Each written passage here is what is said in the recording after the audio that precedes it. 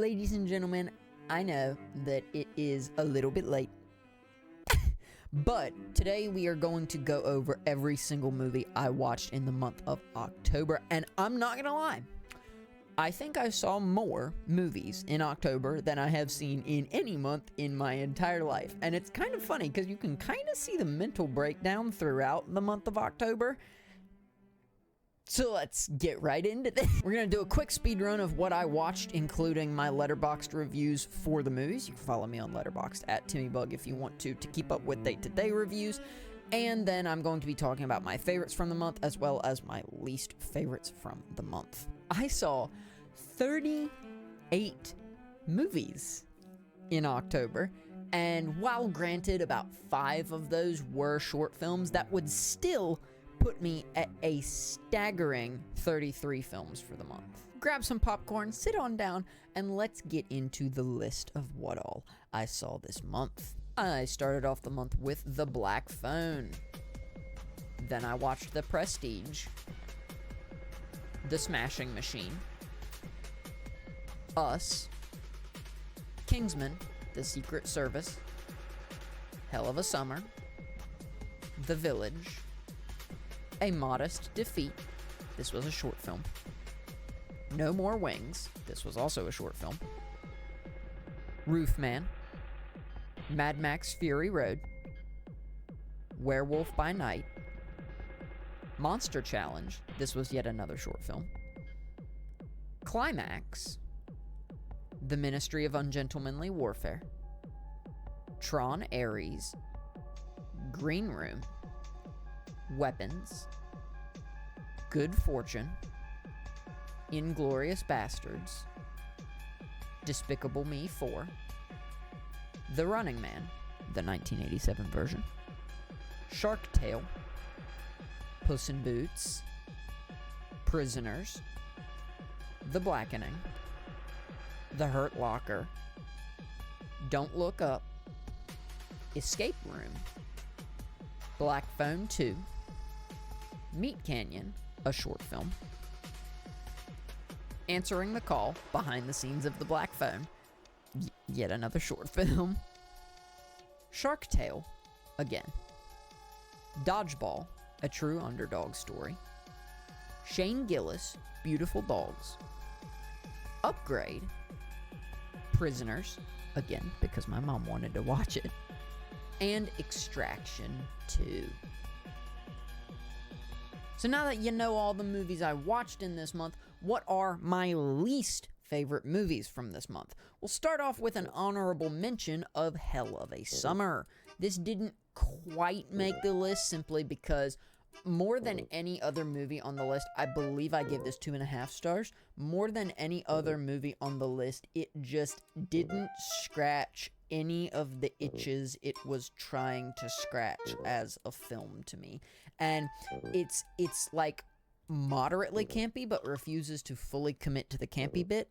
It is moderately funny, but refuses to fully commit to the funny bit. And it is not scary at all, unfortunately. At number 5, for my least favorites from the month, we have Tron Ares.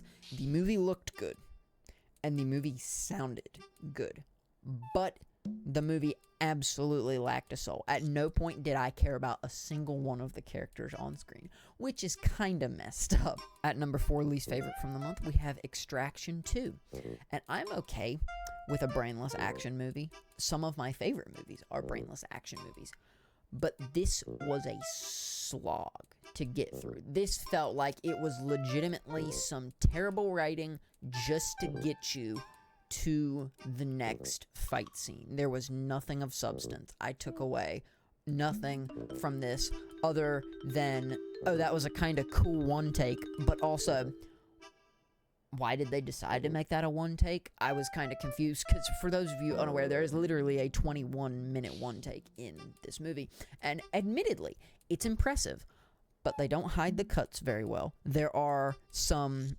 obvious points where there are cuts, and it doesn't make sense to me narratively why it was a one take. Number 3 least favorite from me for the month of October was Don't Look Up.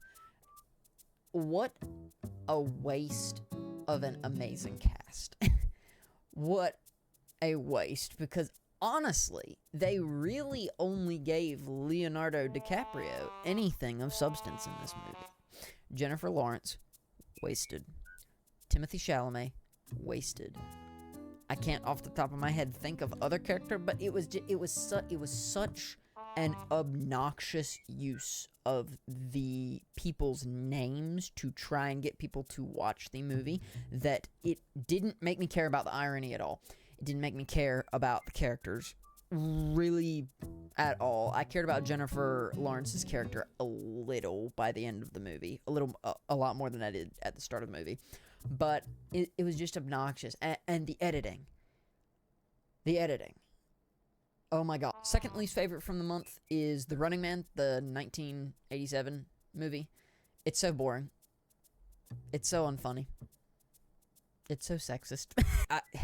It's hard to put into words exactly the feeling that this movie gave me, but the feeling that this movie gave me was, you are stupid and you are dumb, and we are going to explain everything to you. It felt like a modern movie that over-explains. It felt like a classic second-screen Netflix movie that was made in 1987, legitimately. So that is why that is number 2. But it's not quite as bad as number 1, which was Climax. This is simultaneously why I do not like drugs or the French.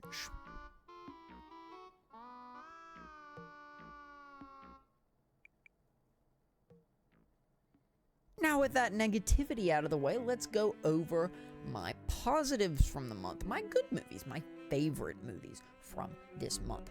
Honorable mention, Weapons. And the reason I put this at honorable mentions is because I gave this movie, I think, my number 1 slot last month, and it felt, even though it is one of my favorites from this month again, because I'm rewatching it, it felt wrong to take the score away from a new movie that I saw this month that would just get bumped to honorable mentions. So while I think Weapons is an absolutely fantastic movie, I didn't want to put it on this list simply because I don't want to take away from other movies on the list. So number 5 on this list is The Prestige. I gave this movie a 5 stars, but it is a rewatch, which is why I didn't put this any higher on the list. I try my best to not give rewatches, incredibly high ratings, unless it's a perfect movie, unless it is like absolutely amazing, or I haven't rewatched it in a while. The Prestige, very, very good film. Excellent ending if you haven't seen it. Number 4 on the list is Shark Tale. This was hilarious. I laughed a lot. The shrimp's monologue of, it's growing and it's fairly happy, is one of the funniest things I have ever seen in a DreamWorks movie, let alone a movie in general. Very, very good stuff. I greatly enjoyed it. DreamWorks was cooking in the early 2000s. Like, they were on such a streak in the early 2000s, and I know a lot of people consider Shark Tale a bad movie, but they were just on fire in the early 2000s, and in my opinion, they are still doing really, really good stuff. It's just that people don't want to support what they're doing, and that's getting really, really aggravating. Number 3 on my favorites from the month was Roofman. I haven't had that much fun, and I haven't felt that invested in a story in a hot minute. Admittedly, since Weapons, which was early August, but I greatly enjoyed this film. I had a good time with it. It does end on a bit of a downer note. I admittedly was not the biggest fan of the ending. However, I still liked it. I still had a good time with it, and I thought it was a great watch overall. Number 2 on this list is Us, and Jordan Peele is officially 3 for 3. Okay, I have greatly enjoyed all 3 of his movies now. All 3 of his movies have 4 stars or higher from me. All of them are great, and I legitimately think Us on a rewatch would be 5 stars. I didn't give it 5 stars this time, but it is very good. It is very, very enjoyable. It is deep if you want it to be a deep and thought-provoking film, but it also works and is very engaging at the surface level, which I just love when a movie does that. And finally, my number 1 slot for this month, a movie so nice I had to see it twice, Prisoners. This movie was flawless. The ending absolutely rocked my crap for like 3 days. I legitimately couldn't stop thinking about this movie, and I legitimately, I finished the movie, immediately went to Amazon, immediately bought the Blu-ray of the movie. No, I didn't even buy it from Amazon. I bought it from Groove because they were running a Blu-ray sale, I believe. When I tell you that it was immediate after I bought this movie, after I saw it, I bought it immediately. That is because this is one of a movie has never shot into my top 4 so quickly of my top 4 favorites, because it's so good. It's not only so cinematically impressive, it is such an engaging story. It is a very complex story that I would argue doesn't struggle to come across at all. The themes are not ham-fisted. It is what you want to take from the movie that you will take from the movie. Who is the villain in the movie will depend on who you are. A particular character goes too far to a lot of people. To some people, he didn't go far enough. It is great. It is an awesome, amazing movie. I really, really loved it. And honestly, I'm probably going to make a full-depth review on it, because even though the movie came out 12 years ago, or I believe it was 2013, even the movie came out 12 years ago, it is just great. It is just great. And honestly, I'm probably going to rewatch it again sometime in November. I already watched it twice in October.